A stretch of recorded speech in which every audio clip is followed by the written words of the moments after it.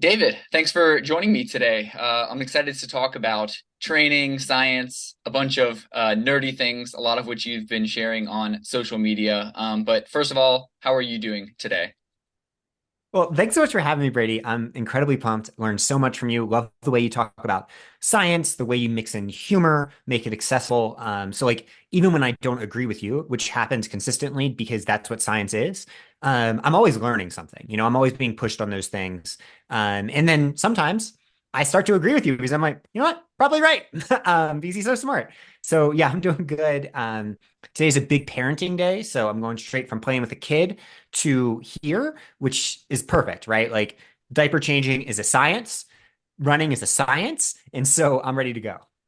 Awesome. Yeah, I'm learning about all the science of child rearing myself. We have a 16-month-old here Yeah. at home, and I've been learning about diaper changing. That science that's nailed down, but every week it seems like there's something new happening. But so yeah, I'm sure podcasting is a nice little break. We'll get an hour break for you to chat about some science and things like that. Hell yeah. So just to get started, can you let people know a little bit about you?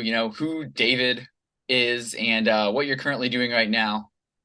Yeah. So David Roche here in Boulder, Colorado, known primarily as running coach. But I've been going at it hard as an athlete since I was 18 years old when I was a football player at Columbia and quit my freshman year and wanted to get into endurance sports. So I started from scratch, right? I started as like a muscle bound guy that was like 60 pounds heavier than I am now. And just put in bricks in the wall for a really long time. And so had some athletic success, but where I became most known was via coaching. So eventually quit my environmental lawyer job for that solely. And that really took off. And, we've coached people that have won all the biggest races in the world, especially hundreds. So, but in the meantime, my own athletics wasn't necessarily at the forefront because I wouldn't race the professional male athletes I coach for a while. So there's like 5 or 6 year period there where once the team got really developed, I wasn't racing the biggest races all the time, especially ultras.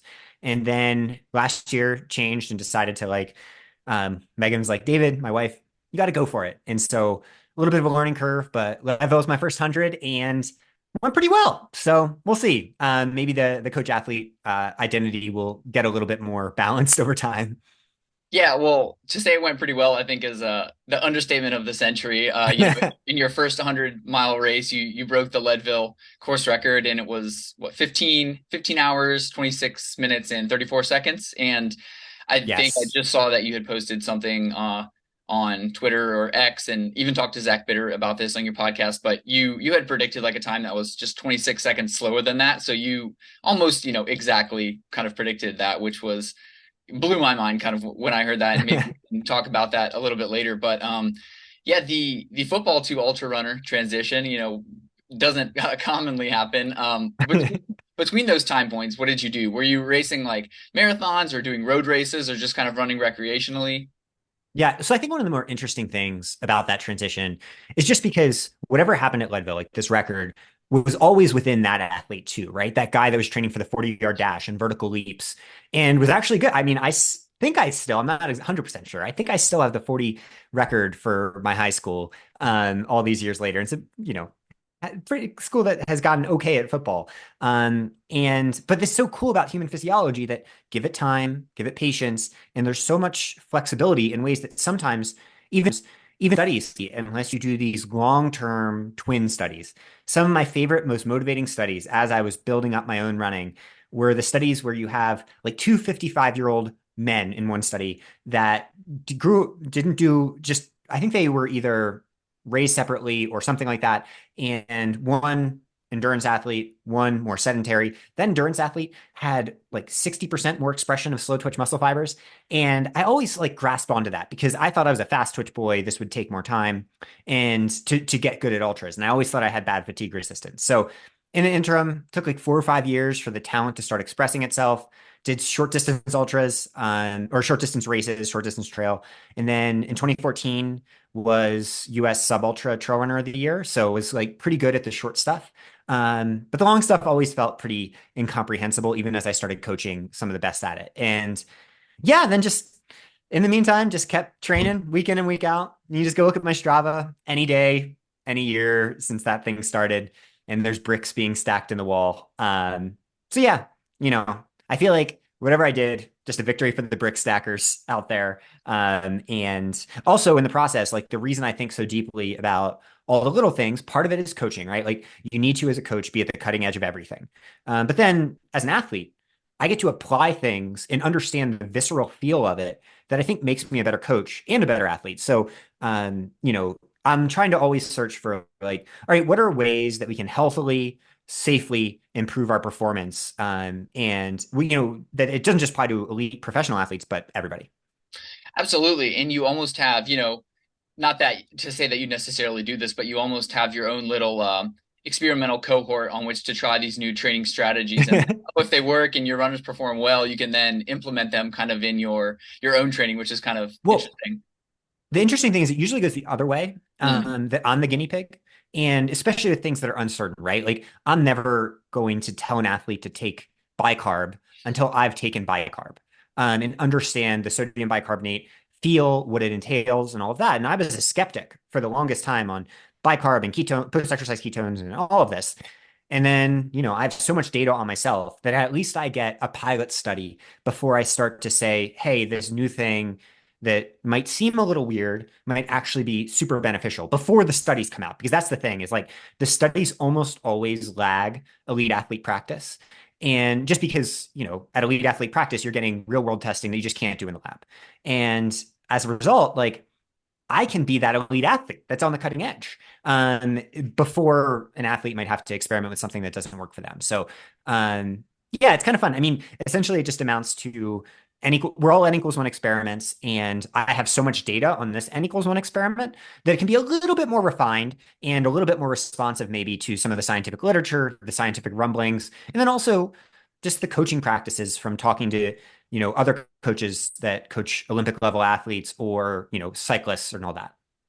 No, I like that idea of, yeah, it's kind of your typical like oh, bro science knew this before the real scientists did, like with things Yeah. like protein intake of a gram per pound per day and taking creatine. They're like, yeah, we've known this for 50 years, but now everybody's just starting to learn about creatine. It's kind of the same thing with like running where, oh, well, we've been doing this for a long time. I mean, with ice baths and things like that, despite some of the negative effects of ice baths that have kind of been published recently. But yeah, and so then, taking, what you've done and then refining it with science. I kind of like that idea because there's always data coming out on, oh, maybe let's try this dosing protocol or that dosing protocol, or try this after your workout instead of within your workout, for example, like with Yeah. the ketones. But yeah, I love kind of the dual nature of it. We can take some findings from science, use that for ourselves, but also sort of use science to support maybe something that we've been doing for several decades. Definitely. Yeah. And you always need the physiological rationale, right? Like if there isn't a biochemical reason that something might or should work, then I just don't even pay attention to it. Like it's just not worth the time. And that's one thing that's beneficial where Megan, my wife, being a doctor, PhD, like she's a coach. I think she's the best coach in the world personally. And that understanding is just so helpful to have her like, be so smart leading the way in this. And then yeah, I mean, basically, it's just balancing it all with the fact that at the end of the day, this is just it's all about training, right? Like, it's all about training. How do you support your training? How do you do it in a healthy way? How do you do it, most importantly, in a clean way? Like that's at the absolute essential thing. And the main reason I decided to be transparent fully after Leadville, even with things that are not science based, like we'll get into some of the things that might be a little bit that I'm even more hesitant to say because there's not a study and there's not any practice on it. But the reason I decided to be transparent is because I'm like, every time an athlete has some performance, people get super skeptical. And then the athlete just comes out and says, I take a vitamin D pill. And, that's all. And the point being, like, you kind of learn in coaching that maybe that's true sometimes. A lot of the times that is a lie solely because they're concerned that if they are more transparent, they're going to get people thinking that they're weird or sketchy. And so I want to make it so that science is cool. This is a victory for science, for training theory, for all that fun stuff. And that we all can like apply it in ways that are, like incredibly ethical and incredibly healthy, hopefully. But then also make your running way more fun. Oh yeah, absolutely. One of the things that's so fun about running is all of the things. I mean, there are unlimited things to try. There are unlimited training strategies, recovery modalities, supplements, all these things to experiment with. And so honestly, that was what like intrigued me about you and your wife Megan as well, because I know that you guys are a team in terms of like testing what works in training and having this evidence-based approach to training. But I was just like, I've never seen an athlete do this before, where they're one so transparent in sharing. You have plenty of athletes share their training and like, oh, your Strava's public, whatever, like that. But aside from training, a lot of people like have no idea what athletes are doing. It's like, well, what do you like sleep? Are you doing anything to help your sleep? Or like, how much are you sleeping at night? And what are you supplementing with? And what does your diet look like? And you're making all of this transparent. And I think people are just eating that up. At least, I'll speak for myself. That's where I was like, oh, wow, this is so cool. And I mean, I literally took the list of, some of the strategies that you had posted on X. And I'm like, oh, I want to talk to David about all of these. And so that was kind of Yeah, yeah.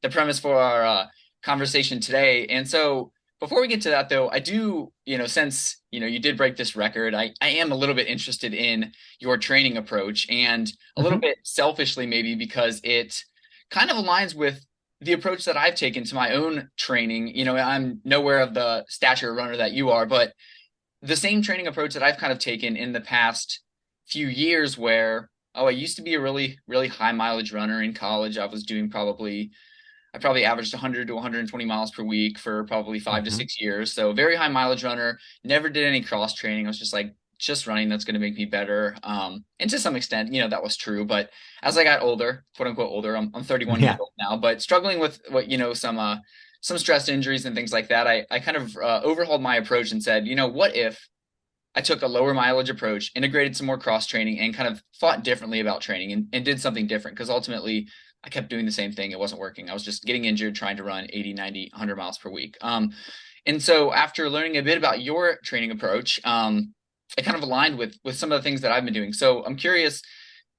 what you did was a little unprecedented, at least in relation to what some of the other ultra marathon guys are doing. When we think of ultra Yeah. marathon runners, they're typically a 100 plus miles a week is like the minimum. They're doing a ridiculous amount of volume. You didn't really have that same approach. So can you tell us a little bit Yeah. about the approach you used? And let's kind of keep it maybe specific to Leadville. You talked about the bricks earlier. This isn't Yeah. just it isn't just what you did in the 6 months to prepare for Leadville. It's what you did in the years and years and years before, which all contributed to it. But just speaking like Leadville specifically, what was your approach to training, just in terms of kind of volume and maybe like an example of say like a week or 2 weeks of like a structured of workouts? Yeah, that sounds amazing. So this is actually a place where, from a research perspective, I think it's a little bit interesting in the sense that, like, yeah, in coaching, I've learned a lot and got tons of data. And overall, you see that like weekly mileage as a proxy for long-term growth isn't necessarily the driver. Aerobic volume does really matter, but it only matters to a point. And that point must be that context with which your body is actually adapting to the work you're doing. And so I think that the problem with Strava bar charts evaluating training status, especially when it comes to weekly miles, is like it's very easy to quantify in our brains. So we grasp onto it. And what we miss is that sometimes we're not actually adapting to the work we're doing, either because it's not the right type of work or it's just overstress in that particular context. And so, we had a kid 22-ish months ago, and that changed a lot. And then also, I started to see these examples led by, my wife, Megan, who's one of the best. She's like a top female athlete science researcher from Stanford. And we decided together to train like a female athlete. So in other words, the research usually goes, what do men do? How does that apply to women? And I essentially was like, actually, based on everything we're seeing, I feel like what a lot of the women are doing, like people like Parker Valby down in Florida, or Ali Ostrander, who we coach, or Megan, and a bunch of other examples, are they're applying cross training modalities to get more intensity, because my body was not absorbing intensity particularly well as I aged. I'm 36 now. And then using running essentially to just be as efficient and economical as possible. So the way that ended up working out in practice most weeks was like 60 to 75-ish running miles per week. But sometimes it did pulse up at times up to 100, but not very often. And then sometimes it pulsed down to like 20 or 30, like at the Olympic trials when I was coaching. In a typical week, pretty simple structure: Monday, rest day. That's kind of like a non-negotiable, though I did do heat training on that day for blood volume purposes. Do not want that to, contract. Tuesday, a longer single in strides. At this point in my life, like a 15 or 16 miler doesn't really take anything out of me. So I would do that in fast strides, very fast strides, like 6 by 20 or 30 seconds. really getting moving, usually on hills. And then after that, after almost all of these runs, at least 3 of them a week, I would pop right down onto the uphill treadmill and do 10 minutes on 20% grade, just relaxed. But I think that ended up playing a role in Leadville, especially with my climbing ability. Then Wednesday would be some sort of speed workout followed by steady or threshold running. So simple stuff, just whatever you can imagine. Usually velocity at VO2 max, sometimes a little threshold, always ending with 2 or 3 miles moderate. Thursday would be a bike. I know you like this. I'm a Zwift boy, and I did a lot of Zwift racing on these Thursdays, or would do a longer Z2 day outside. So pretty big crushing day. Friday, easy long single with strides. Saturday, long run, sometimes with threshold, up to usually 20. I didn't really go over 20 very often. And didn't do that much vert either. And then Sunday, usually another long single and strides. So a lot of repeat, a ton of strides, like tons of like speed. That's one thing research is pretty unequivocal on now. And then, focused work where like when I was doing work, it was almost always my best performances. Like I never wanted to show up for something other than the bikes, which I don't care about my power that much. I never wanted to show up for any of the runs where I'm trying to perform at a 70% version of myself. I want to show up for every single one at a 100% version of myself that can then adapt to get stronger the following week.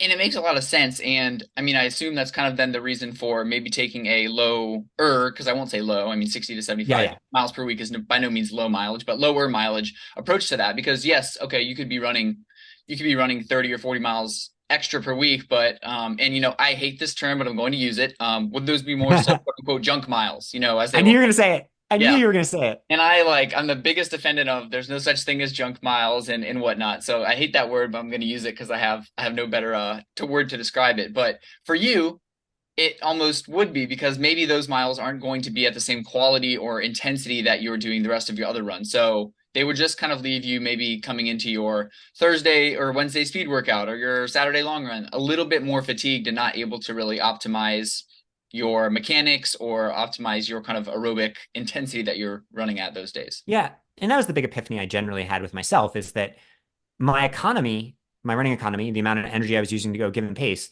would just suck shit if I didn't focus specifically on the adaptation recovery framework rather than the stress framework. And so a good example is this week, the typical boilerplate week I just gave you could easily have been a 100-mile week. I could have added 3 5-mile doubles that are where I feel like a big old bag of dicks. But I do them and they're not a problem. I won't get injured. And then change the Thursday run into another just easy run where I feel all beat up after the workout because at 36, I don't recover as fast. But instead, I get a really good bike and then recover instead of doing those doubles and spend time with our kid. So, I think essentially that sometimes we elevate stress over adaptation. And stress without recovery is just breakdown. It's self-destructive. And so understanding that for me was pretty key. It's just like, I need to really focus on, I'm fighting father time here. I think I can excel for a while, but I can't think about it the same way I did when I was 28. And what I kind of learned in the block though, is that maybe if I had thought about it like this when I was 28, it wouldn't have been hailed as this ultimate breakthrough of human performance where this guy comes out and does the thing that no one expected. Like maybe it would have been something that could have expressed earlier had I, backed off a little bit. But most likely it's just this break.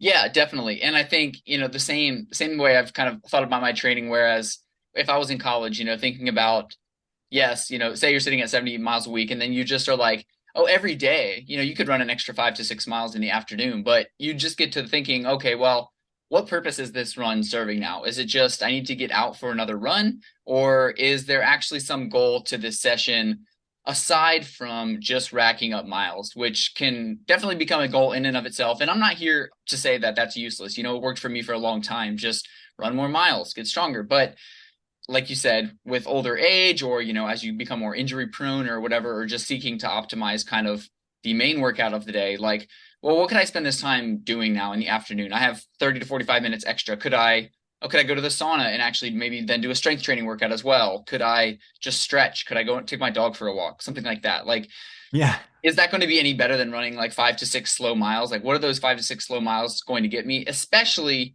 for, two people like us who have a background of endurance training and really have built up a large aerobic base, do these additional base miles kind of make that big of a difference? So it's definitely a mental Yeah. switch to make that can sometimes be hard, but I think once you kind of learn that it works, you see the fruits of your labor as you did, and as I've kind of been seeing, you don't it's easy to justify not going for that like extra 5 to 6 mile run or those extra 25 to 30 miles each week. Regarding the Yeah, stride, well, there's no substitute. oh, I think it's a great point. There's no substitute for the trial of miles, mhm. basically, at some point in your journey. And like, I think once you've developed it, though, once you've honed that skill, it's not quite as important. And there's a lot of other athletes demonstrating this in ultras right now, more and more. And I mean, obviously the athletes we coach, but then also even someone like Hayden Hawks, who just won CCC today, like he's not doing the wild volume, the incredibly high volumes he used to. He's biking more, he's doing more strength work. Like, once you've done that, like I do think you sometimes do have to ring the trial of miles bell. And that's a rite of passage as a runner that everyone I think goes through that gets to the top level. But like, how long does it actually have to be? That's an open question that we're still going to figure out. Yeah, absolutely. And I try to like stress that all the time when I'm posting, whether it's like my journey to like run this marathon time or like posting my times and my training on social media. People are, always like, oh, well, you bike a lot. Is that like working and helping to contribute to those times? It's like, well, yeah, somewhat, but so is I've been running like every day since I was 13 years old. That also Yeah. plays a little bit into it. So, taking into account the training history is, you definitely can't discount that at all.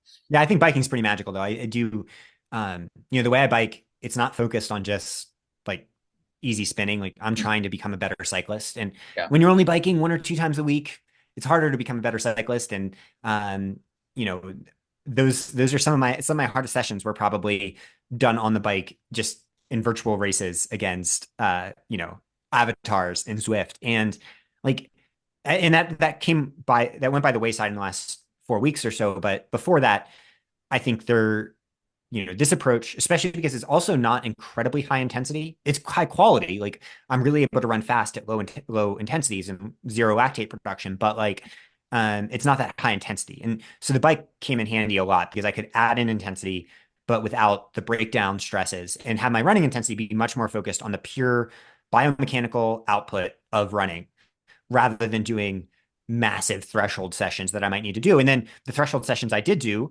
were transferred to the uphill treadmill. So like I would do my two biggest sessions of the entire training block. One was 12 by 5 minutes, one was 20 by 3 minutes. And both were done uphill on the treadmill to just limit the impact on my body, because that same session outside, and who knows if I recover in time to race, who knows if I adapt to it, who knows if I get injured.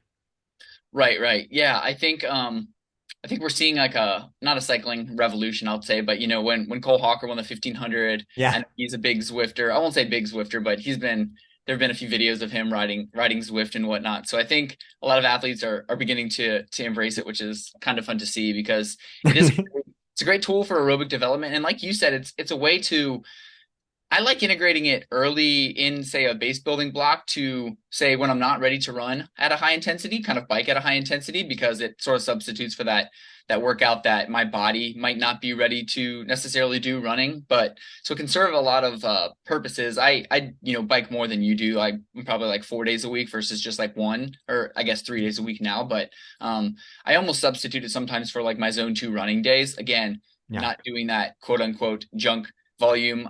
So rather than a 75-minute run today at 7:30 to 8 minute pace, which isn't maybe going to give me that much aerobic development, hop on the bike for 90 minutes to 2 hours and get a little bit better of an aerobic stimulus and not necessarily put all that pounding on my body. So kind of getting the same recovery, a little more stimulus than I would with a run, recover a little bit better for the next day. I found that has been kind of really useful. So it's almost a substitute Yeah. for my runs that would otherwise be like a recovery type run. I love that. Yeah, no, I mean, I focus on like, and I do high power stuff too. Like, Mhm. today, for example, did a like 20-minute type race thing where my normalized power was well up over 300 watts, which, when you don't bike much is pretty good. And then, did 12 by 30 seconds just separately where I'm up at 450. And so like, this is like a pretty structured bike workout, but zero recovery costs. Like right now I could go run. Whereas if again, same thing on the run, not at all, like it's just a different stress context. And so I think that, when I say training like a female athlete, essentially what I mean Mhm. is these athletes have pioneered how to use cross training for intensity, not just aerobic volume. Yeah, no, absolutely. I think more people are going to learn to embrace that as we see more athletes using it to be successful. Like you said, Parker Valby, just perfect example where she's on the arc trainer or whatever, apparently, probably more than she is running. And I think the Yeah. one thing though that people, will end maybe our cross training discussion on this, but I think one of the things that people often do sometimes discount though is like, oh, she's a big cross trainer and she just uses the arc trainer and that's why she's successful. It's like, well, yeah, you could be very successful cross training, but you have to work. I mean, Yeah. I don't think that she's just sitting in the arc trainer at the University of Florida Rec Center, like leisurely going on this arc trainer. I mean, several hours a week, incredibly high intensity. So it's like if that's going to make up a majority of your volume, sure, you might not have to run as much, but if you're going to cross train, like you kind of need to put as much effort into that as you would put into running. Yeah, yeah. Just I feel like for all runners out there, it's just a huge opportunity. And get to work, Like I think sometimes runners think I need to do 4 by 10 minutes or something when I'm cross training. And it's like, no, actually, you're probably not efficient enough. You're probably not economical enough at those power outputs. Like, yeah, that'd be great for a cyclist that's a monster, but like our mechanical systems are so underdeveloped relative to, real cyclists. Most of the time we need to be doing shorter, higher power things at first. And then later on, if you adapt enough and are biking as much as Brady, yeah, you can do that type of stuff. But for most of us that are just throwing it in, it's like when you're focused, like it needs to be, focused. Yeah, absolutely, absolutely. But I'm going to try to take one of your strategies, and I'm going to try to do more strides during the week because I find I've always Hell loved yeah. to do strides, but hearing that you do them after almost every run, I'm like, oh, this kind of sounds like a easy thing to kind of implement, low injury risk. You're not going to burn yourself out doing 6 to 8 strides after every run and doing them when you're warm, again, like less injury risk because you've done, an hour plus of work already. So that's one thing that I'm stealing Hell from yeah. you, maybe borrowing, but I'm going to integrate that and see if how well that works. It's That's a place where the science comes in. Most clear examples of adaptation in every study that thus has been done on them. So let's start with real athlete practice. Like Olympians, every single one is doing strides, every single one. Yet somehow this little element has been lost often on training approaches that are designed for us normal people or for ultra runners in particular. And it makes zero sense because what the studies find is thank God these came out. They started to come out in like 2016 and 2017. But before then, we were coaching with tons and tons of strides and got so much shit for it from people that do not understand elite running training at like the top Olympic level, which obviously we should be thinking about what they're doing because that is the type of approach that is truly vetted at the margins of human performance. Whereas sometimes, ultra running doesn't have to be yet. Like even now, even I think my performance shows that we're not there yet, right? The margins are farther beyond where I am. I promise. I think we're going to see the Leadville record drop. But in 2016, 2017, these studies came out where they started to just throw 30 seconds strides onto athletes. So a great example was one that dialed back athletes' volume by 40%, gave them 6 by 30 seconds 2 or 3 times a week. I forget the exact protocol. But after a 6 week intervention or 4 week intervention, those athletes, even though they were training less volume, had a velocity at VO2 max improvement and 10K time trial improvement of like 4 or 5%. Whereas the control group that was training normally, doing normal workouts, saw zero improvement. So it gets back to like, and then that finding has then been repeated so many times since then in various contexts. They found that actually one study did a depletion protocol where they measured this change in slow twitch muscle fibers themselves rather than in the faster twitch muscle fibers, which is significant because we want those type 1 slow twitch fibers to be the ones driving performance. So essentially, probably then, if you're not seeing any aerobic change, so their VO2 max didn't improve, their actual oxygen carrying capacity didn't improve. What improved was their ability to go faster at that same amount of energy use. We're probably seeing something that is a mix of musculoskeletal, biomechanical, and maybe most of all neuromuscular. And then central adaptations too, like cardiac stroke output. So, yeah, I mean, basically, like it's the easiest intervention anyone listening to this can make. You do it the right way, and I have articles about how to do it. In 4 to 6 weeks, you can probably expect a few percentage point improvement, and like that's the type of thing we're scrounging to get over a year. So that's a huge opportunity. Then what happens if you then layer that in on top of normal, like all the other training elements that go into it? And it's like, well, if it makes you better at that, and then you get better at the regular workouts, then that makes you better. And it's just like a positive feedback cycle that goes on and on and on. And that's why if you're at the track here in Boulder, I get to go to the track with some of our professional athletes, and you'll be there, and it's like 12 Olympians, right? Or like maybe not 12, maybe 7 Olympians, and they're all doing strides. So let's learn. Let's learn. For sure. So say someone's listening to this and they aren't currently doing strides. What would be David's post run protocol for doing strides? What would you recommend that people do? And I'll find the article that you kind of wrote on this, and Yeah. I'll link it in our under our discussion or whatever. But how should somebody go about doing strides? I've used them myself. I've prescribed them to people. I don't coach a lot, but I have coached some people, and I'm Yeah. always like having them do strides at least once a week. But what's kind of your approach to telling your runners how to do strides? So usually 2 or 3 times per week in the second half of run. So it doesn't need to be at the very end because sometimes athletes will be too tired then Right, right. for appropriate output.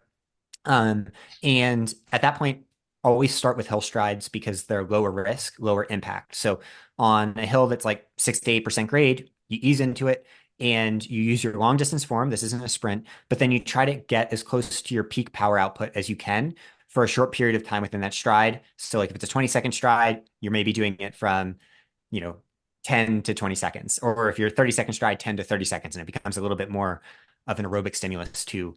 And doing it on hills just lessens the risk. You have to ease into them. It's not about what your average pace is for the whole thing. Don't lap it out on your watch or anything like that.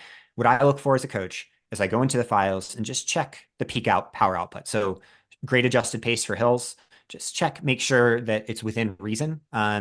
And then for flats later on, after you adapt to that same type of protocol, ease into it, much higher risk of muscle injury, like hamstring pull or something.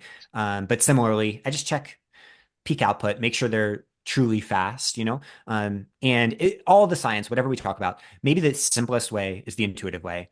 This is a way to build your speed. Mhm. And the ceiling defines the floor in running. That's what these studies find. That's what real world practice finds. And what's interesting is before these studies even came out, we had this large data source of athletes we coach. And we saw that there were certain ratios between this peak power output metric that we were following and lactate threshold pace, so like tempo pace, but then also their zone two paces, so like ultra style performance paces. And those percentages, those ratios didn't really change. So if you could raise that ceiling just a little bit, everything else improved instantly. And that was kind of a eye-opening moment where it's like, oh, there's something here that's going to be important. And then thankfully studies came along so that we don't get made fun of it anymore. Yeah, right. You can always cite the hashtag cite the study whenever somebody like comes in brings them. But yeah, I mean the way to think about them too is very important because yeah, you mentioned in all these studies, which would make sense. Doing strides necessarily probably not going to improve your VO2 max because you're not getting a lot of longer, moderate to high intensity volume. But if you can run at a faster pace at the same percentage of your VO2 max, so your VO2 max doesn't change, but you can run faster at 80% of your VO2 max, then you're improving. You're going to be able to race faster for longer. And I think for people, that's an important point because often when we think about what's going to help with running, it's like, oh, well, what raises our VO2 max? Well, a lot of the studies have shown that at a certain point, if your VO2 max is high enough, there are several better predictors of VO2 max, like one that you just mentioned, velocity at your VO2 max. How fast can you run at, X percent, say 80, 85% of your VO2 max? So what strides are helping to do is like, yeah, just make you faster. They might not actually improve your oxygen carrying capacity, but you're gonna race better. You're gonna run better. So it's an easy tool, like you said. It doesn't really require that much extra time per week, even if you did them after every single Yeah. run. You might be doing 30 extra minutes a week at most. So a super good training tool that I think everyone can implement. And you said you have Yeah. like And an here's my, article on how to do strides on your site. yeah. They're just all over the internet, Okay, yeah, somewhere. you Just write search. David Roche strides, you're going to get 12 million Google results.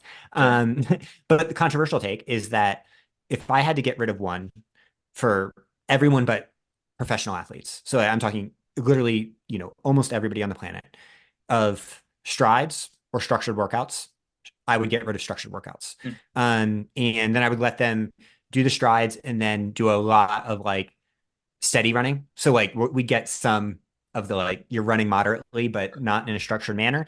I think that is what it takes for most athletes. And then the workouts are much more honing the skills and painting some of those bricks that you're building with those two other elements. Yeah. I think running fast is a skill, and so it's interesting to frame it in that respect. And that's what I think strides help. That's a think of it as skill work, not as necessarily maybe aerobic development work. And that kind of shifts the whole, it's like a basketball player doing drills or Yeah. something like that, like sitting on the And free throw line, shooting free throws or yeah, whatever. it's the anti-aging serum too. Like, I'm 36 and unless uh, I'm going to be the fastest person on those start lines. I mean, there are exceptions, but like, um, and that's all because I've literally been doing tens of thousands of these, and it's kind of fun. That's a place where the athletic part of it is relevant to the coaching part of it because, you know, proof of concept is almost like in the proofs in the pudding here. Like, yeah, Mhm. we've coached athletes that have won Leadville, that have won Western States, all of these races. But I hope one thing the athletes see is like, oh well, he's practiced what he preached, and it's helped him at 36, like be known as the guy that's all about speed, right? To the point that some people like think it's like too much. But the point being, like, most people aren't thinking about that at 36. And hopefully it means that I can, extend the tail end of my peak for long enough to have a lot of fun. But then even when I'm 60 or 70 or 80, I'm going to be doing hill strides because power at VO2 max is probably the number one limiter for athletes with age because peak power starts to go down. Yeah, absolutely. The type 2 muscle fibers, those are what kind of go first as we get older. So then whatever we can do to maintain those through strides and strength training and all that kind of stuff is certainly going to be beneficial. Okay, so I want to get into some of the more, I won't call them niche, but the niche Yeah, training yeah. tactics Let's do that it. you used. But before that, what could you run a 5K in right now? I'm dodging that question like a politician because online I said that my goal coming into the season Mhm. was to be able to run a sub 14 5K at altitude. Like a training mindset that would make that possible because that's what I thought it would take to break the unbreakable course record by Mhm. an athlete who's better than I am, Matt Carpenter. And yeah, that got some gentle pushback, but from people that haven't trained with me most significantly. And yeah, my thing is like I decided very early on in my career that I'm not chasing times. I'm not doing road and track racing. I'm going to train like that, but that's not where I find joy. And because joy of process is my primary focus with athletics and why we do this silly stuff, I decided that I don't need to prove anything. Um, you know, Someone doubts it, come to the track with me if you want. But that being said, like, I understand that. I understand that perspective. That's not being dismissive. It's more just saying, hey, I have a different perspective on it. Like, I'm not going to run a road marathon.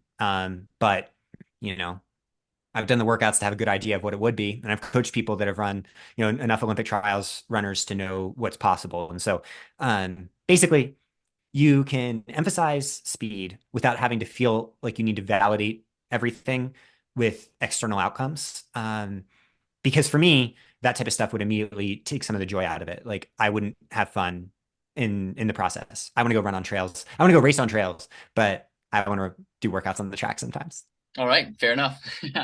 All right. So I essentially, like I said before, I kind of took just the sampling of your training hmm techniques that you had posted on X a week or so ago, and I wanted to talk about those. If we don't cover anything that you have also been using, we can kind of bring those up at the end. And then I had my own list of a few things that I was curious to pick your brain on, whether you've tried them, whether you've dismissed them or not. So, Yeah, yeah. Well, yeah, one thing in there is I very specifically didn't say what I don't do that's right, of science course, backed. because I'm sure there's a lot more, maybe even that you don't do that than what you do. And part of the reason is just I don't want anyone. And here's a different context, right? But like in a place that social media where it doesn't have much context, I don't want anyone who's doing something to feel like I'm saying it doesn't work. Like because I want them to be confident in what they're doing. Maybe the best example being one of your big things is creatine, and why I don't do it. But the idea being that like I want everyone who does the thing that they're to be confident in it, rather than hearing me say this shit doesn't work for me. Right, right. Well, okay, cool. Well, I'll pick your mind on creatine when we talk about the things maybe you don't do, but you don't have to talk about all of Yeah. them. But creatine would be interesting just because it's in my opinion, very well evidenced. Maybe not necessarily for ultra runners, but I'd be curious to get your thoughts on that. And we don't have to do an entire literature review on all of these, but we can kind of do Yep. a fast and dirty overview. Why you think it helped, kind of the research that you and your wife had read on it, and so on. So let's start with sodium bicarbonate. I was actually interested Yeah. to kind of see this on the list because all the literature that I've read on it is pretty much, this helps for high intensity performance. You had in your list, it kind of helps with anything under an hour. My even perception was like, oh, maybe things like 5, 10, 15 minutes, kind of like 5K pace and under stuff, because the primary role of it is, to buffer acid as kind of like a buffer. So Yeah. what was your experience with it? Why'd you start to use it? And what has kind of been your experience with using sodium bicarb? Yeah, so bicarb has been in the literature for decades now. But Morton, the company, developed a encapsulation protocol with like that essentially makes it more GI protective. Like if you just take a scoop of baking soda, if you're a runner, it's probably not going to work out for you. And I've actually had, even with the new stuff, I had one experience with a bicarb overdose or like a bicarb where it did not sit well. And it is bad. It is like cholera almost. It is not fun. But what happened is that Martin made this development and you started to hear rumblings a few years ago of athletes using it on the track. And I was skeptical. It seemed kind of weird, baking soda, whatever. But the physiological profile made sense. And then a few studies started trickling in of the short distance stuff that you mentioned, showing moderate improvements, nothing wild. But the significant thing happened is athletes on the track had massive widespread adoption. And this is not talked about because everyone is scared because it feels like they're not being transparent.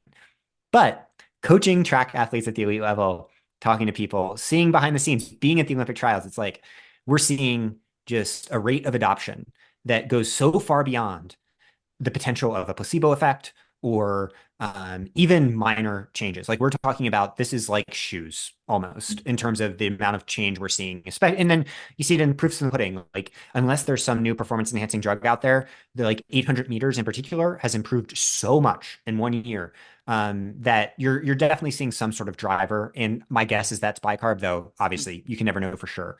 So that's short distance stuff. Study just came out actually a few weeks ago on 1 hour. That's why I included 1 hour on 1 hour bike time trials that showed a improvement. And this was in elite athletes too. So we're starting to distill. But I wanted to experiment with it to make sure that if I recommended it to athletes, I understood what I was recommending. Did it. I have infinite reams of data on myself in my classic workout, improved my performance by, I think, 350 meters over I think, I guess 32-minute session, which is at my level is huge. Mm-hmm. Like in terms of it's a 1 minute on, 1 minute float workout. And my heart rate was the same as it was the last time I did it. And so I'm like, oh shit, this is something. So I started recommending it, started to see similar data, types of things backed up by the literature because this is short events. But then I took it for some long runs and just noticed the same types of performance benefits at the end of long runs that I was noticing on the short stuff. And so this is a place where the research offset is almost certainly lagging behind real world data. We've seen Killian Jornet use it in ultras, he used it at UTMB. I've heard of ultra athletes using it. I didn't think it would necessarily be beneficial, but I think my own personal experience shows me that, at least for me, I think it's beneficial. I think there might be a couple of different pathways there. One being simply that it's a big old bomb of sodium. That's why anyone listening, you need to be careful with this because we don't know what it means to take 4 grams of sodium at once. Like there's a lot of things that could happen, not just GI, especially if you have heart issues, we don't know. But two, fatigue resistance is defined in a recent study as how athletes could access carb oxidation after massive periods, massive amounts of kilojoules of work. So we're talking 2,000, 3,000 kilojoules of work. Could they clip back in and how efficiently to carb ox? If that's the case, then what we're looking for in ultras probably relates a little bit to that same mechanism because I don't think it's the carbox itself, like the output. It's something that is a specific adaptation that happens in training to be able to do that in the first place. Because most people, you just can't access it at that point. And for me, at least, that's where I noticed the difference is the fatigue resistance numbers just went off the charts. And I don't think it's just bicarb, obviously. It's like maybe it's 5%, but 5% makes a difference at that point. And I bet in 5, 10 years, we're going to see studies that make the people that were saying, wait till that the research is the one that drives the field. This is going to be the prototypical example of saying research actually doesn't drive the field sometimes. And this is one of the main ones. Yeah. And I think, again, it's just when we put this to the test, I don't think because of the physiological mechanism that was kind of once proposed, oh, this just helps high intensity performance because it's, an acid buffer. Well, if there are these other mechanisms that are involved, nobody had the idea to kind of test it in an ultra marathon or marathon where, Yeah. yes, maybe there's some sort of, let's call it like that metabolic switch or whatever going on that's allowing you to access different fuel sources or, so like how does this affect someone after running for 14 plus hours? Like Yeah. nobody had the idea to test that. So I'm definitely in agreement with you. And honestly, some of these mechanisms that you're talking about are like new to me. So I need to update my self on the sodium bicarb literature, but it's very Well, interesting. And I think it will be put to the test, I'm sure, soon, especially as people like you continue to speak about it. I think all we need to see really give me a 4 hour cycling protocol study and we'll Hmm. know. We'll Yep. know basically right away. And I'm just so confident we'll see the changes that are surprising. And the mechanisms that at work here could be numerous in ways that to the point that like if it wasn't baking soda, I would say we should consider banning it. Um, I understand why you wouldn't because there's no health issue, and maybe it's just like caffeine. Caffeine. If I would be talking about it in the same glowing terms, maybe even more, like way more glowing terms.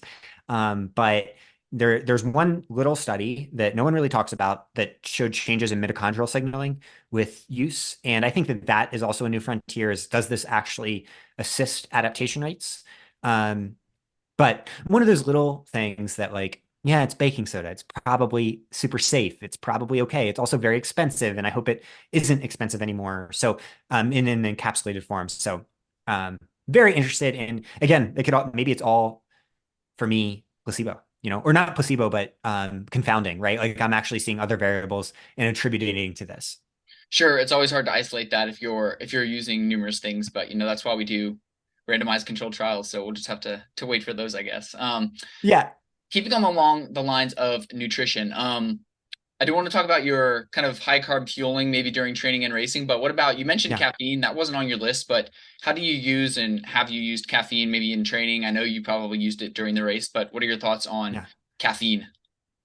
So background training, I just do a normal daily routine. I never want to get too high or too like I just kind of want to stay at baseline. One of my least favorite things as a coach is a caffeine taper that athletes do. I'm like, you're just gonna fuck yourself up. You're like, if we measure enough metrics, like your HRV is gonna go bad, your resting heart rate's gonna go weird. Like, yeah, it's good for sleep, but like in general, and it's okay to go a little lower, but don't deprive yourself and feel like shit. Like if you're addicted to caffeine like me. Right. And I So think that most of I'll the do studies T. actually Yeah, show that that's not even effective or necessary anyway, that depriving of yeah. caffeine for a week or so before doesn't necessarily make the caffeine any better on competition day. So for those people out there who are doing that, I don't even think that the research kind of supports that practice.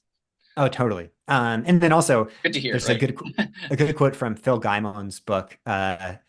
I think it's called Pro Cyclist on $10 a day. It's a great book. But one of his friends is like, if I drink enough coffee, I can get in zone 2 on the couch. He's like, it counts. But no, that's not the way it works. You don't want your heart rate being that jumpy. No, no. So yeah, I just use background. Sometimes I'll use it in training in moderate levels, like 40 to 100 milligrams on really hard sessions. But then on race day, I use it in fact, I used it way more extensively than I was planning. I was planning to cap at 800 milligrams no matter what, because that's about the limit I've seen in practice being used effectively. And, I don't want to mess up my heart or any of the other scary things that you hear anecdotes about.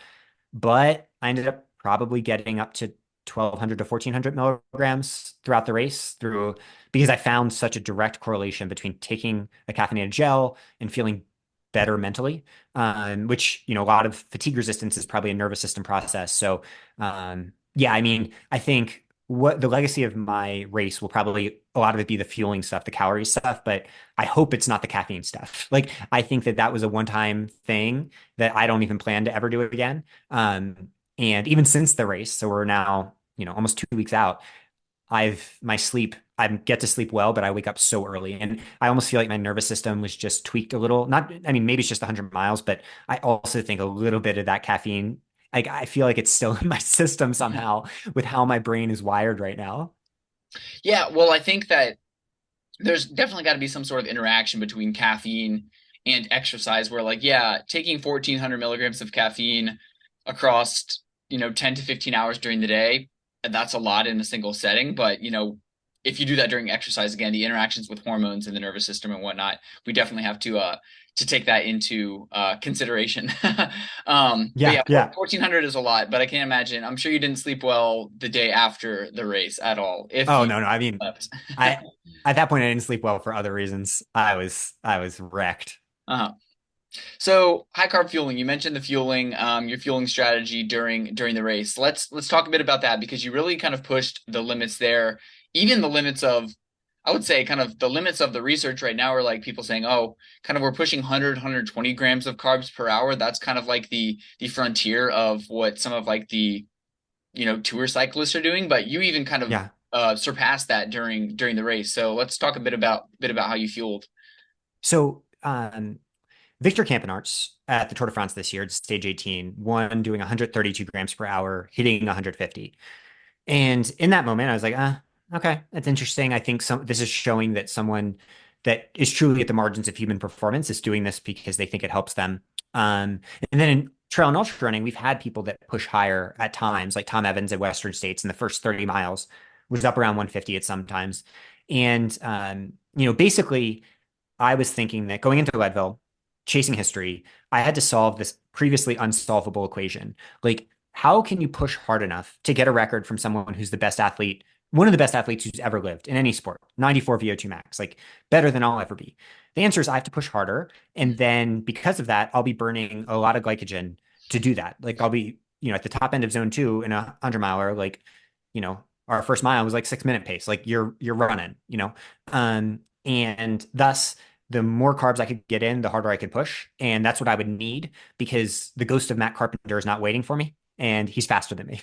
Um, so yeah, to solve that equation, I was like, I need to be pushing 120 plus and was able to do that mostly the race and ended up having some nausea at the end, but everybody has nausea in Leadville. So, um, trained it really hard.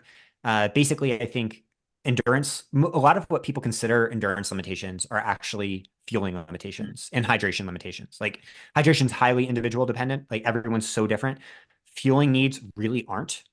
And that's like why we're seeing endurance performance breakthroughs across sports right now. Cycling is faster than it was during the Lance era.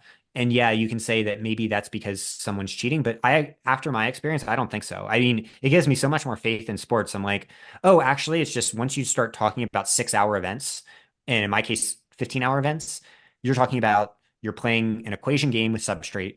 And if you can get somehow enough substrate on board, you can push to fresh state levels after so many hours. And that's all we're looking to do. We're not looking to reset what's possible, in a fresh state. That's a different equation. What we're looking to do is reset what's possible when fatigued. Yeah, and I don't think that we've even realized, like you kind of mentioned earlier, that maybe even the Leadville record can be pushed down and down and down. I don't think Oh we've yeah, so realized the much. limits of fueling yet. And I know a lot of people are attributing a lot of the advancements in maybe not ultra running yet, and we'll talk about that maybe in a minute, but on road racing in the marathon too. Oh, it's all just the super shoes. Well, of course, Yeah, those are certainly playing a part. Anybody who's ran in the super shoes knows you run faster, a lot faster yeah. while wearing them. But I think nutrition is probably receiving a lot less of the attention in terms of how we've advanced there. And yeah, I mean, even for something as quote unquote short as a marathon, it's only 3 hours. But again, your carbohydrate oxidation during a marathon is much greater than it would be during something like Leadville where you're running, slower. So Definitely, the yeah. ability to ingest, I mean, not only utilize, but I think ingestion and kind of tolerance is kind of the main limitation there. I think is what's allowing some of these records to really be pushed to the edge. Regarding your own fueling strategy, though, did you do anything regarding like say indirect calorimetry to actually calculate like, oh, at this intensity, this is how many carbohydrates I'm burning per hour, how many grams of fat I'm burning per hour? Did you kind of calculate that? And I know it's a silly question because I'm sure that you did Yeah, how you think about this stuff, but how did you go about kind of deciding on that number or informing that strategy? not a silly question because I didn't. Okay. No, no, no. So I always like to leave margin of error in Mhm. basically everything I do, and I'm careful about what I measure and what I don't because often measurements give you numbers. In reality, the physiology works across spectrums. Most notably, this is like done in zone calculations, right? Like a zone is not a specific heart rate. It is much more general than that, is much more abstract. And so for me, I had a very good understanding of my zones, both based in heart rate and lactate, and understood that very, very well. And then also then just correlated that with how the human body works across those different zones, rather than trying to get in my own head knowing exact things. Like maybe the most prototypical example of where I think this type of thing did not work for me was in sweat testing. So when I did sodium testing in my sweat, and it's something I recommend to athletes often, just to have a general feel, I found that I'm around median, around 1,000 milligrams per 32 ounces fluid. But then in practice, it took experimentation to find I still actually need to be around 1,400, or I start to have issues, both with um, just performance, but then also cramping, which again, cramping in the literature is not associated with electrolytes, but it very clearly is based on real world data of how athletes use this stuff. Especially in like triathlon and stuff like that. Like anyone who says that clearly does not work with professional athletes. Like you just don't. And it's frustrating to me when athletes' personal experiences are just discarded for the sake of some piddly little study. But with the calorie type stuff. Basically, the way I think about it is that probably in all of these metrics we're talking about, there's error bars of different lengths at all times. And I want to accommodate those in how I approach it. And so my race day strategy was to stay much closer to 120. But once I was out there, I was like, well, some hours I was probably up around almost 140, 150, even higher, because it felt right. And I was like, we don't know. If we don't know, I need to also be tuned into my feel. And thankfully, after 18 years, that muscle has been flexed so many times. And then in coaching, I've gotten to live, so many lives of other professional athletes that I'm kind of tuned into it. But also, I make tons of freaking mistakes in the process too. No, absolutely. But I think that point is very important to make, I guess, in terms of similar to just like the zone testing. But if you go into the lab one day and do testing for your zones, oh, you're at this heart rate and this is what your lactate looks like. Okay, well, that's what your lactate levels were at that intensity, at that heart rate on that specific day. Yeah. Next week, you might go in for the test and get a totally different result. And so having those error bars kind of allows you to, oh, well, I'm probably going to fall within this range. And if I hit that fueling strategy, if I hit that heart rate, I'm going to be within that zone, and that's going to kind of work for me. I think that sometimes we can get a bit too analytical about it. Of course, I need precisely this many carbohydrates per hour when my heart rate is 154 beats per minute and yada yada. And it's like, well, yeah, maybe. I mean, that can be fun to do, but there's Yeah. wide variations, not just, based on the day, but based on what we've eaten, the temperature that day, the humidity, our stress Yeah. levels. So all of that changes so much. And so I like kind of what you said about that. You take a more pragmatic approach, I think, than being Well, a it's way more, little less analytical in that respect. yeah, way more precise in sports that are more controlled, right? Like a road Sure. marathon is going to be much more predictable than a trail race like Leadville, where yeah, we're running 6 minute miles sometimes, but sometimes we're running over 13,000 feet, 1,000 feet per mile uphill. And it's just different, right? Like the body is working differently at that point. And that's one reason I love trails. That's why I don't do road racing. I love the fact that it's an uncontrolled science experiment. And that it is so much of an art experiment at the end of the day. And personal expression experiment. And all of those things combined, then I'm like, oh, this is the dream. Because like, yeah, you have the science, but at the end of the day, this is about going out there and frolicking. Exactly. Got it. It's gritty every now and then. It's not, yeah, Yeah, yeah, exactly. whoever gets the math equation closest is not going to necessarily always win because there's a lot more variables involved, especially when you spread it out over that, amount of time. Yeah, but what I think is happening now, and this isn't just me, this is across the sport and our coaching, but then also other athletes like Rod Farvard this year who's had a breakthrough. It's people are starting to understand that the science of it that we might have put to the side slightly or just talked about in the context of training theory isn't like it still needs to be at the forefront, right? Of why you're doing what you're doing. So for me, I was monitoring my heart rate during the race and was using it to push harder. Not to back off, but to tell me that like, all right, even though I'm scared of 100 miles, I've never run 100 miles. This record's unbreakable. Even though I'm scared of that, like I know based on my understanding of my own physiology and physiology generally that I should probably be pushing harder if I really want to solve that equation, right? Like I'm not trying to play it safe. I want to get right on that edge. And so I looked down at my watch and it's like, oh God, I guess I got to push more. Yeah, most people use their heart rate monitor to say, "Oh, I'm going too fast today," but you can always use it to go in the opposite direction as well to tell you, yeah, Well, especially in have a little hundreds. more Like left I in you. think Yeah. in hundreds, people just say respect the distance, respect the distance. I was like, well, what happens if you disrespect the distance and respect your body? Right. Well, you found out. Yeah, exactly. Yeah, I mean, Yeah. and maybe it was luck. Maybe it was luck. Maybe it was so, that's the thing I keep coming back to is like maybe it was a 1% chance. And if we ran 1,000 simulations, we get 10 of these. I don't think I hope it's not. But we can't also put that possibility to the side, right?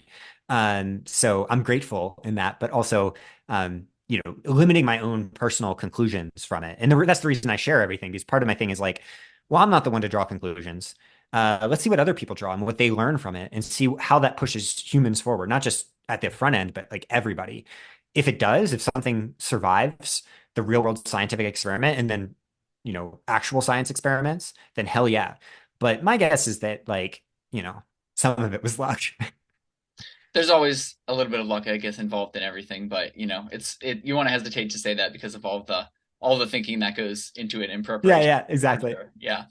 So post-exercise ketones is another thing that I wanted to Yep. talk about. And the ketone space is one that I've been following for probably the last 7 to 8 years when they first started becoming popular. And at that point, they were really being kind of touted and marketed as these are going to be a performance enhancer. Take these during, Tour de France riders were kind of the staple test group. Oh, all the tour riders are using these exogenous ketones. And so I think the first or some of the first studies on them were like, oh, these improve performance over long durations, and they can help you, say, increase your power output during a time trial after a fatiguing bout of exercise or something like that. It's really shifted in the last probably few years away from performance and even maybe some indication that taking them during exercise might actually be harmful, especially if that exercise is high intensity. That's kind of led me to not use ketones at all during exercise, where once I did, or at least during, say, before a race where I'm going to be running pretty hard. The literature I see is kind of more shifted to post-exercise ketones for like recovery seems to be kind of where you're using them. So tell us a little Yeah. bit about how you're using ketones in your training, and I probably have a few more maybe specific questions regarding that after you're done. Yeah. So for context, is a place that I was again a hyper skeptic. Like the first companies that started to form, even before they had public product, contacted us, right? Because we coach all these pro athletes and they were clearly trying to seed their product. And I was like, this is sketchy as hell. No. I wish you luck, but no. Mhm. And it didn't really get mentioned that much for a few years. But then you heard rumblings in the pro peloton on the bike. And more and more it started to become accepted. But for me, it really wasn't until the post-exercise studies came out that I was like, all right, there's a mechanism here that might actually have been the confounding variable all along, which was that these studies found that taking them post-exercise, one, improved recovery rates. They did these overload protocols on athletes and found that essentially you couldn't overreach them, functionally or non-functionally overreach them, which is wild. It's a wild finding that we don't really understand. And number two, that increased natural EPO production through the HIF system. That's pretty wild for an endurance athlete. Like altitude does that as well. So is this like altitude in a battle? What's going on here? No one knew, right? And we're still trying to figure that out. So another place where I started experimenting with them, and it didn't really see that much of a change, but it was like, oh. But then over time, I started to have these breakthrough races. And last year, basically, if you follow my trajectory, like every race has either been a course record or a win since around then. And again, it could be subject to a lot of things, but I'm like, I'm probably seeing something. Blood numbers came back great, as you would expect based on those findings. And recovery was pretty good. So it became something I'm like, all right, instead of being a skeptic, I probably have to be a proponent, advocate of. So we never accepted a ketone sponsorship specifically because I was like, I need to keep an open mind on this because who knows? The difference with bicarb is that bicarb is just sodium bicarbonate. Mhm. Like interesting external thing. Ketones, exogenous ketones are hijacking an evolutionary process that has been designed over millions of years for how the body responds to low energy availability, essentially. And that is weird. We do not know what does long term. So on that note, there's some cautionary study, and one cautionary study in particular that no one talks about, that found that it reduces circulating testosterone in male athletes in some circumstances. But and that overlaps actually with some anecdotes we have seen in coaching. So clearly there's something happening here that is pulling on multiple strings at once. We do not know exactly if it's the right string for everybody or if it's the right string for anybody. And then I don't use it during, again, a place where I did personal testing and used it during 2 times, both times, lights the fuck out after I took them, like just really negatively impacted my performance and don't know exactly why that was. Maybe I wasn't, maybe you have to do it with tons of carbs on board that I didn't have. Like maybe if I took them at Leadville, it would have helped. And this is a place where I wish we actually knew what people in the pro peloton were doing in cycling, because everything you hear about, most of it is marketing. If we knew what they were actually doing, we would know what to research and we would know like what to pilot. But unfortunately, cycling teams are just closed-lipped on everything. Yeah. So are you comfortable mentioning the brand of the ketones that you use? Yeah, ketone IQ, just simple. I Okay. don't use the, so, there's the Delta G Hmm. brand that's more of the research studied brand. Right. Ketone IQ is cheap. I like Michael, their like CEO guy, Yeah, even he's though great. we don't work Michael with him. Brandt. He Yeah. just, yeah, he just seems like a cool dude. I like him. He's a And runner so I'm too, gonna, so that helps, right? yeah, yeah. And so for me, like, even though it hasn't been the extensively studied variety, it's what I use. It's what athletes that we coach use too, and have seen pretty good success with it. And it's also Yeah. it's least expensive too. Yeah, it's certainly cheaper. I know the Delta G. I've tried both. I've tried a bunch of them, and I think what's kind of interesting too is like you mentioned with bicarb. Well, bicarb is bicarb, no matter where you get it. But with the ketones, what's happened in the past 2 years is the Delta G company has sort of patented their molecule that they, I guess, quote unquote, discovered or their CEO discovered, which is the beta hydroxybutyrate R13BHB, which is what's in their Yeah, product. Well, ketone IQ is different. So it's this butane diol, which is more like an alcohol.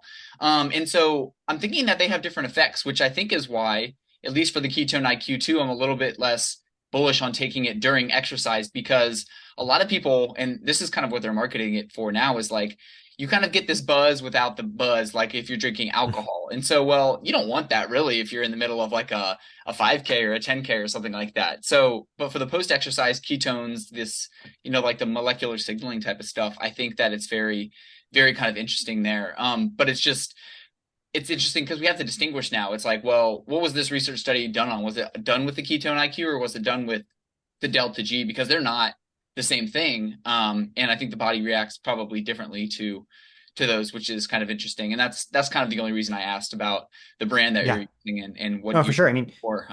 you know, Megan, she's incredibly science driven, but she also understands that I'm a little bit like, I'm much more art driven. I'm not the scientist.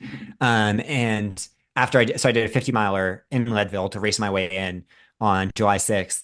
In our little post race bag, she had some ketones because she's like, you now need to recover so you can do the 100. Awesome. When I was like, I don't want to do the 100, she's like, you need to recover so you can do the 100.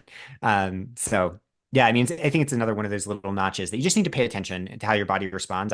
My guess is every N=1 is a little bit different, and we'll have a lot more data in a couple years. I hope there's no negative long-term impacts, especially when you start to think about the HIF system and Mm. you know that basically it concerns me solely because of when you start pulling evolutionary strings, you're talking about a different ball game than like bicarb or AG1 or maybe like the different vitamin supplements that I posted, like that type of stuff. Right. Like, are these things are taking them long term? Is this like fundamentally changing like metabolism or gene expression or something like that? It's And certainly maybe if it is, something to think like, about. I mean, I started taking it what almost like 20 months ago. Look at my results since then. I had one bad race. Everything else is fucking insane, Yeah. relative to history. And it's just like maybe there are changes going on. And again, it gets the hard part of N=1 is that you just don't know, right? Like you pay, that's why you have to pay attention to the way you feel, no matter who you are, no matter what you're being advised to do, because truly different things work for everyone. That's one of the things coaching has taught me. It's like everyone responds to every stimulus wildly different, even if everything else seems controlled. And that's so exciting, but it is also so daunting. And then even if you dig down into studies, almost every study with significant findings, unless it is just some obvious question that barely needs to be asked, if you actually look at the graph of data points, some of those data points get fucked by the same thing that's helping other people get 5% better. Um, And that's something I always try to keep my eyes open to. It's like you don't want to ever guide an athlete to the point that they're the data point that is thrown out for being an outlier in the wrong direction. Yeah, people often don't think about that when the results of a study are the average of the 20 or 30 individuals, but take a look at the individual data points in that graph. You got one person going that way, one person going that way, somebody who Yeah. didn't change at all. I mean, I think the perfect example of that is caffeine, where you have, you separate the people by their genotypes. The AC genotypes, the fast metabolizers, oh, they get this performance boost. The people with whatever it is, the CC genotype, the slow metabolizers, caffeine makes them worse. And so, yeah, on aggregate, caffeine works, but like individually, rarely Yeah. is everybody going in the same direction. And I'm sure But, something similar like that yeah. happens for ketones. At least we have a Take theory a for, supplement. we know why the caffeine is metabolized the way it is. Yeah. Like that, the hard part is we often don't, right? Like Mhm. maybe the most weird example, so obviously if we could measure ketones or bicarb, we'd see the same thing and we'd have no idea. But the most obvious, like weird one is super shoes. Like do the same thing. You're going to get non-responders or negative responders to the shoes that are springs.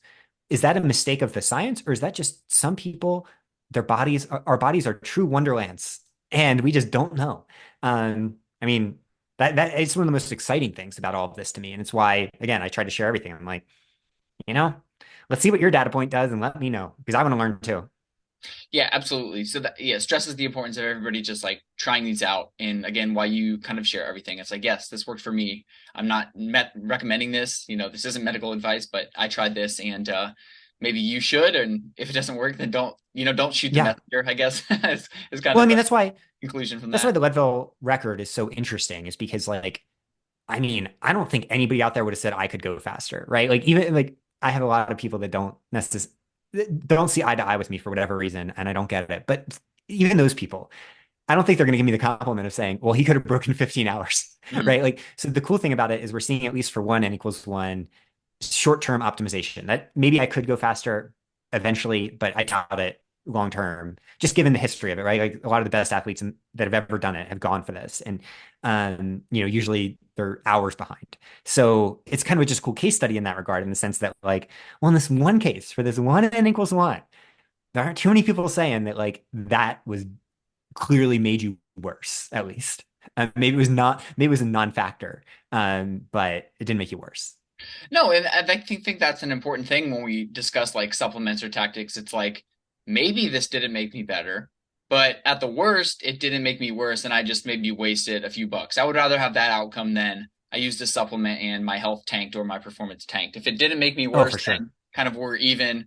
I have a small hole in my wallet from buying all of these supplements. But if it didn't make me worse, then no worse for the Yeah. wear, I guess. Well, yeah, we get the AG one for free, so I'm not too worried about that one. Sure.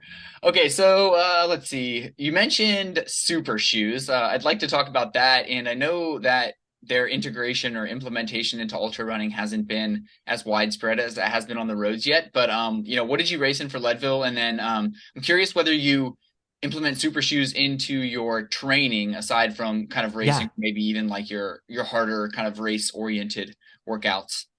Yeah. So I raced in the Adidas Agravic Speed Ultra. It's Adidas's trail super shoe. It's the first one that cracked the code. It's not quite there. It's not like the road stuff yet. But I right on our podcast, as soon as I wore it for the first time, like Adidas got up to us and I was like, all right, this is it. I've run it and everything. I have lots of data on myself. This is the first one that actually approximates some of the worst road super shoes.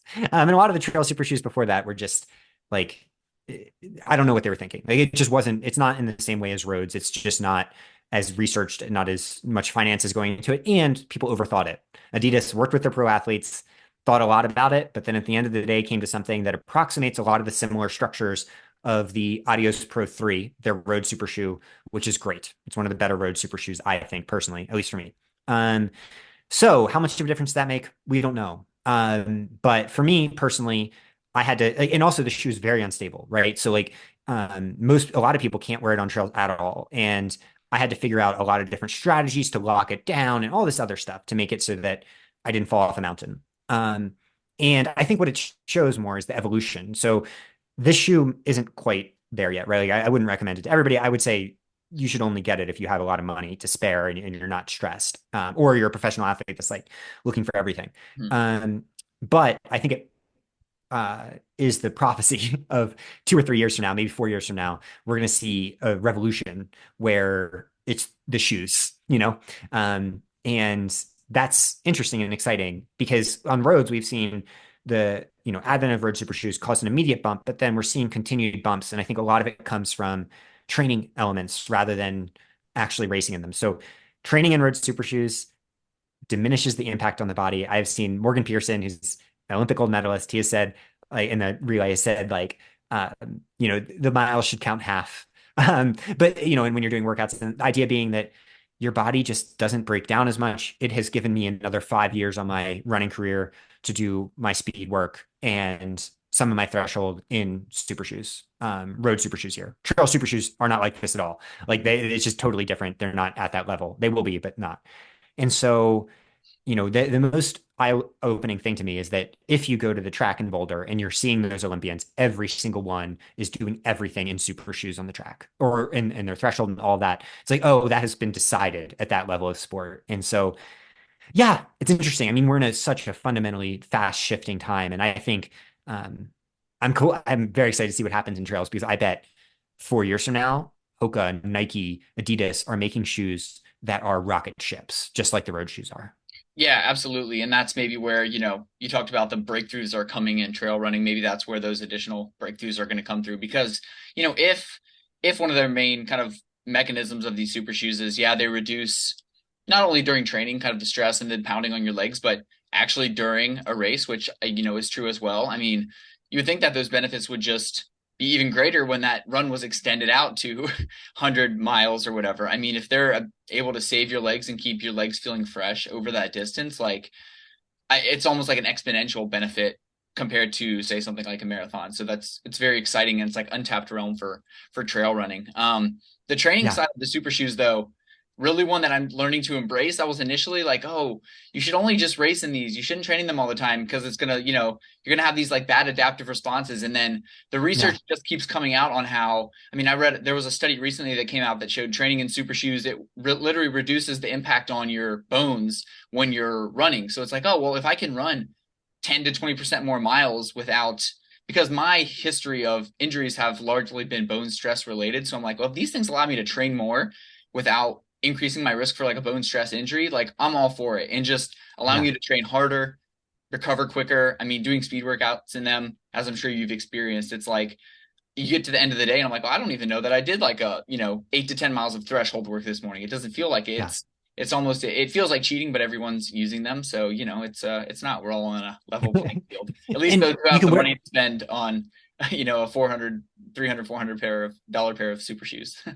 yeah. And I think another reason that what I did resonated with people partially is that like, I'm not a sponsored runner, right? Like I am, as Megan said, shoe polyamorous because like probably I could get a 6-figure shoe contract after this. And it's like, no, I just kind of, this is so important that one, I want to be honest, but two, I want to be able to, like, it's so important to my growth. I want to make sure I'm in the right thing. But with road super shoes, for example, you can run in them much longer than the marketing indicates. And like, yeah, you might not want to run your races in them, but like I've done almost 600 miles now in a pair of Adios Pro 3. And yeah, it's starting to have some issues, but it's still better than any other training shoe.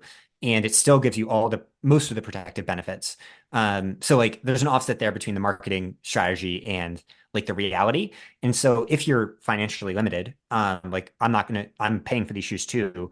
I have a pair that's like, all right, this is my tempo shoe. This is the shoe that I use for just like everyday speed. And then when I need to break through, I have a pair that I'm just using like it's marketed. And then you can get through a whole year with that, even with doing tons of this stuff, or even more than that in the case of some shoes. I mean, the Adios Pro 3s, they're probably 2 years old now.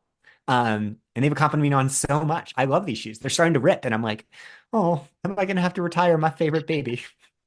Yeah, it's hard to get rid of them, but no, I love that strategy. I do the same thing. I have, these are my race only super shoes. I only do races in these, so they keep their pop, they keep their freshness. Like they're gonna last me a year, maybe even two, and then once those are done, I'll relegate them to like the training super shoe rack or Yeah. whatever. But I have a pair of Nike Alpha Fly 2, which they no longer, or Alpha Fly, which they no longer make anymore. So I'm gonna be sad. I'm gonna have to scour eBay to find these because they're currently like my favorite shoe. Yeah, the Alpha Fly 1 was my shoe, and then yeah, it was heartbroken. Alpha Fly Mhm. 3 just doesn't do it for me. It's like in the same way.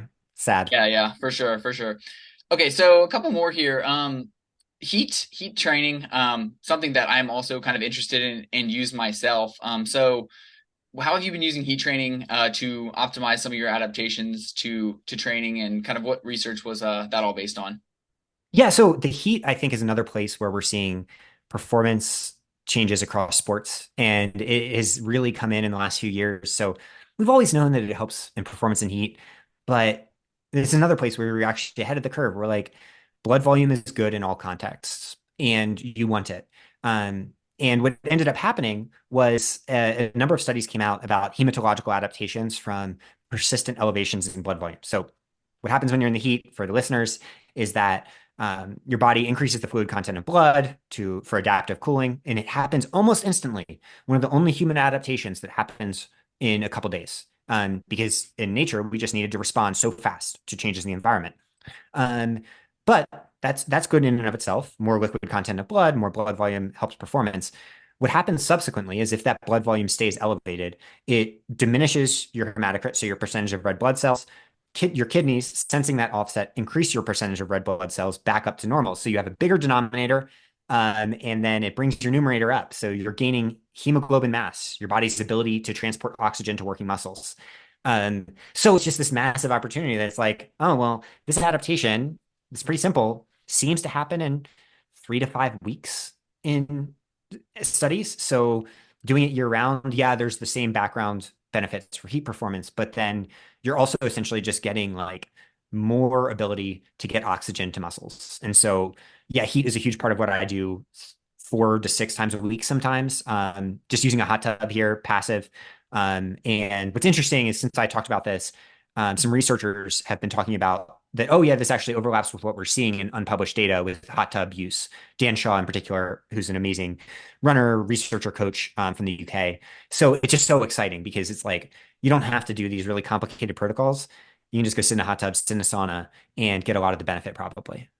Yeah, and one of the things I remember I asked you on Twitter about, do you use the sauna or do you use the hot tub?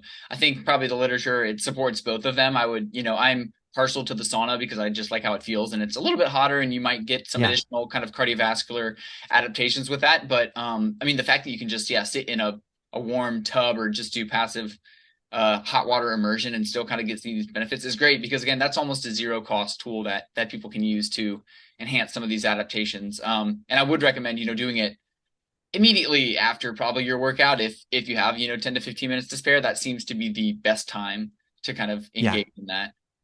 But another place where I think the literature lags a little. I bet passive later in the day is fine too. Mm-hmm. Same mechanism. And I understand that elevating core temp before increases the opportunity there, and maybe some of the signaling this but I think if the mechanism is the mechanism, then it doesn't matter when it happens. You just might need to be in a little longer.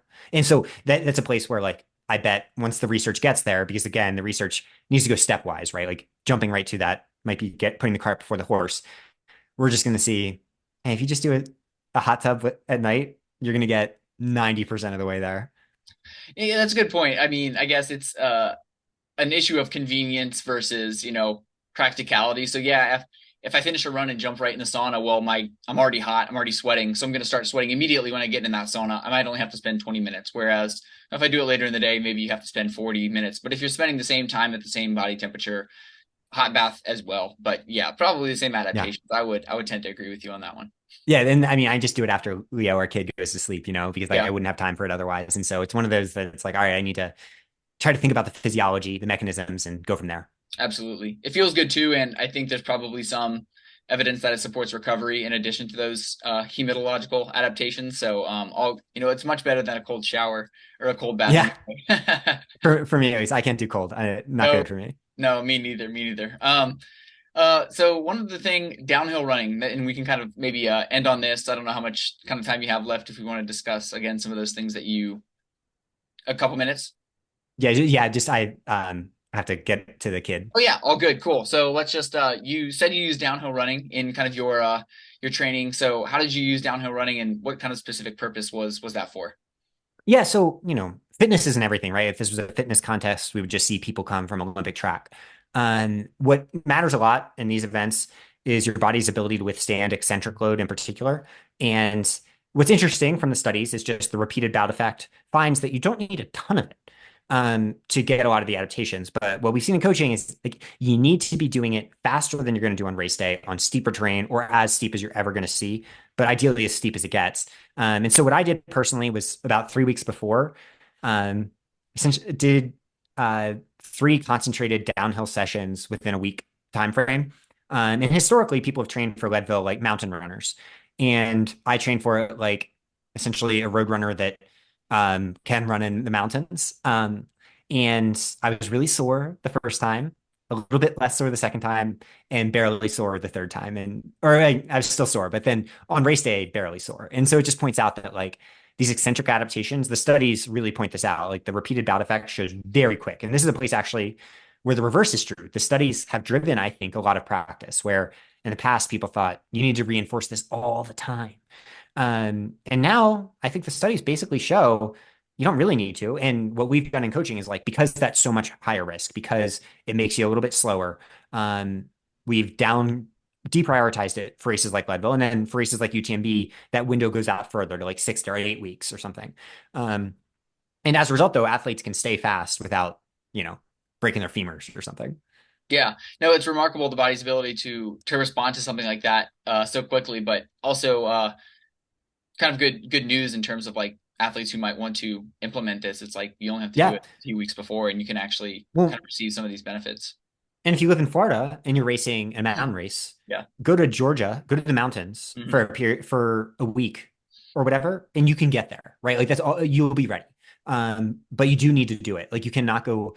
Anyone who tries to go from Florida to a mountain race, I'm like, do you hate your body? Like you can just take like a weekend trip twice, like 8 weeks out and 4 weeks out. I mean, just whatever it is, just to protect yourself a little bit, because that's when people start to get rhabdomyolysis and other things. Like we call them just say no to rhabdo weekends, where you'll just load up on vert for 2 days in a row and run the downhills hard and make yourself really sore so that on race day, you don't find yourself in the hospital from, excess breakdown that you're not prepared for. Yeah, I experienced that firsthand. I'm in Texas, and it's not incredibly hilly here, but in Austin we don't have a ton of hills. And I did a marathon in Cincinnati in May. 1,000 feet of elevation gain, lots of downhills, and I paid the Yeah. price in about the week afterwards. I wish I would have Oh, yeah. used this strategy a little bit more in my preparation, but you live Oh, yeah. in. And the stakes are high for ultra runners in particular. I mean, I have been in the hospital with athletes Mm, that, like for an extended period of time sometimes that haven't been able to do this. And so it does matter.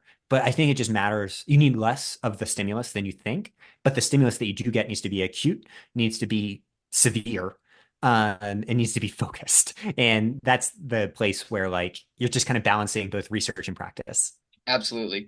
All right, David. Well, again, thank you so much for joining me today and taking some time to discuss all the science. I could, nerd out for a few more hours with this stuff, and maybe we'll do a round two sometime in the future. But again, I'm fascinated with your approach, how you've been thinking about training. I feel like going to reach out to your wife soon because she sounds like she'd be somebody awesome to talk about like the science and the research Oh my around God. running and female athletes and things like that. So I will definitely do that. And if people want to follow you, learn more about you, where can they do that? Oh, just Mountain Roche, anywhere you search. But also, if you like the science, follow the Huzzah Hub on Instagram. It's Megan's research hub that she talks about all this stuff. She's the brains. She's brilliant. And like, I'm just loving where she has a lot in the works. And she's going to get into the nitty gritty that even if you're not a female athlete, like how it works across physiology. So, Brady, thank you so much. Love your work. Love what you're doing. And it was an honor to be here.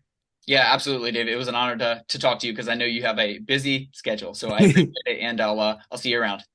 Awesome. You rock, Brady. Hey, bye, David. Bye.